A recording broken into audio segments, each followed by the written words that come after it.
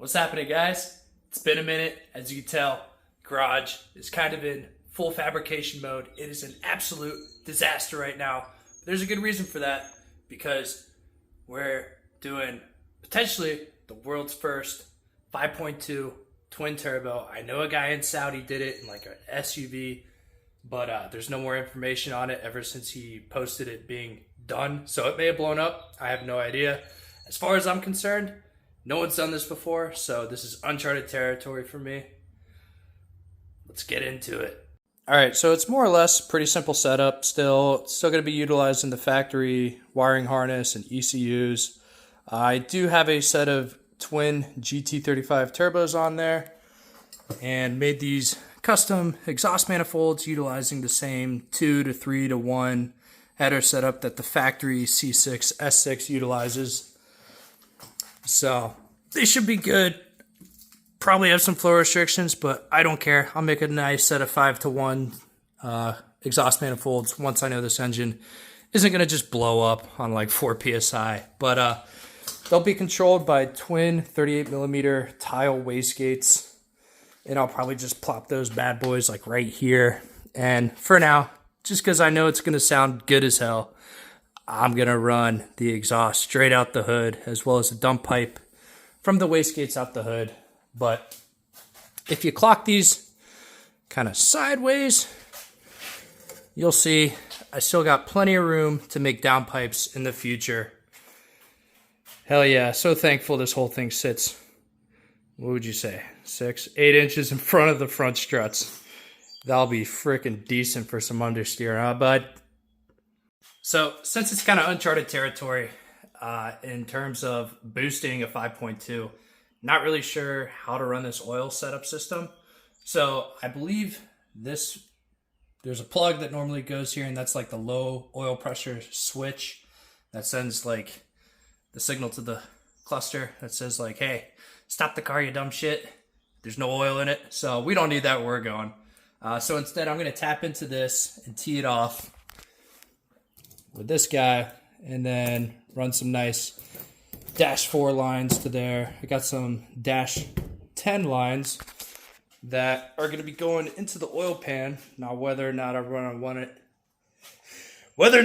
run it into the lower oil upper pan, fuck me, can't talk. Whether or not I run a PSA, having a beer while you're working on your car, not so good if you want to talk. Regardless, so I'm not sure if I want to run them into the lower oil pan or the upper oil pan. It's going to be a little bit easier to run it into the lower oil pan because it's just simply you just pop it off and that's that. Now, if I wanted to run it into the upper oil pan, it's aluminum, needs to be welded. It's going to suck because you got to take that whole thing off and expose the whole underside of the engine. Not sure I want to do that. Plus, I think it's kind of a girdle at that point, like it's structural, so I may have to replace bolts. This is supposed to be a really easy swap for me. So how far into it I want to get, I'm not sure, but putting it into the lower oil pan, it would be draining into basically oil because there's oil down there instead of the upper one and not touching the oil level that's inside the oil pan. But regardless, I got a set of stainless dash 10 lines, and these will go into the lower oil pan if I decide to do that. And then I got some aluminum ones that will be welded onto the upper oil pan if I decide to do this. It's basically going to be trial and error. I'm going to do the lower oil pan first. If it decides to smoke out the turbos because it's backing up, then I'll just bite the bullet and go ahead and weld these Johnnies on.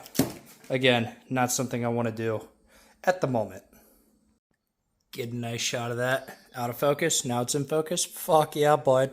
All right, so as far as bracing the turbos, I made these plates that kind of just bolted onto the cold side, and I ran a bar across. That's how I was able to kind of make it nice and symmetrical and stuff. So I'm going to take these plates. They're 1/8 inch. They'll get bolted back onto the turbos, and then I'll probably make a standoff with some Heim joints, and then those will go to the side of the head right here. I'm not going to do anything yet until I get these wastegates in because I don't know if they're going to interfere with it. You may say, do it to the valve cover. Shit's fucking plastic, bud. Not gonna work. So I gotta figure out how exactly I'm going to brace these turbos, because that's a lot of fucking weight on some 065 wall tubing. Yeah, that's right. It's not pipe, it's tubing. But you probably already knew that. So there's a lot of stuff going on with this thing.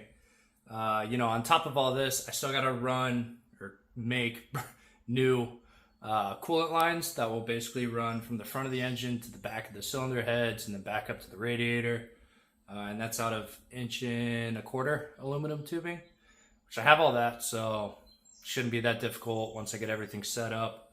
As far as the intercoolers go, I think I can get away with putting some B5S4 intercoolers in, probably from like Silly Rabbit Motorsports.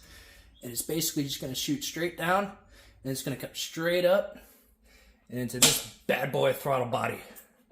That's loose because I didn't bolt it down. Whoopsie. So, a lot of work ahead of me, but we'll get it done. And still going to be using the Ringer Racing Stage 5 clutch. This shit is like 3 years old. How many launches do you think I have on it? 200? 300? I got a lot of fucking launches on that bad boy, but that unit still works flawlessly.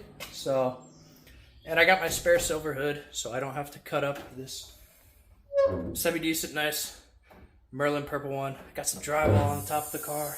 It's run out of storage, but that's okay. I think that's about it. Yeah, I'm gonna get to it. I'm not saying it's gonna happen, but maybe by next weekend, we'll get this thing fired up, post a couple videos on YouTube. She'll be fucking me, bye!